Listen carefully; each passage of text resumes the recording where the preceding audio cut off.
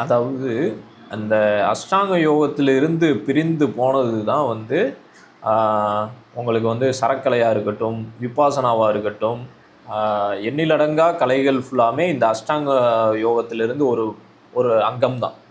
இப்போது விநாயகர் வந்து விநாயகருடைய அகவலில் வந்து என்ன குறிப்பிட்டிருப்பாரு அப்படின்னா,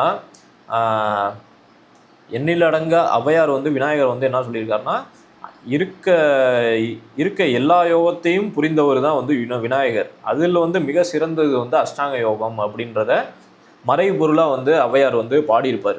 அதே இது திருவள்ளுவர்னு பார்த்தீங்கன்னா, திருவள்ளுவர் வந்து திருக்குறள் மட்டும் எழுதலை. திருவள்ளுவர் வந்து ஞான வெட்டியான்னு சொல்லி ஒரு நூல் எழுதியிருக்காரு. அதுக்கப்புறம் வந்து பஞ்சரத்தினம் அப்படின்னு சொல்லி ஒரு நூல் எழுதியிருக்காரு.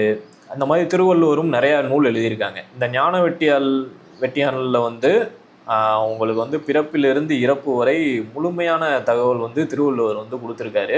கிட்டத்தட்ட அந்த ஞான வெட்டியான்றது வந்து ஒரு 1500 பாடல்கள் இருக்குது. கொஞ்சம் எளிமையாக புரியக்கூடியது.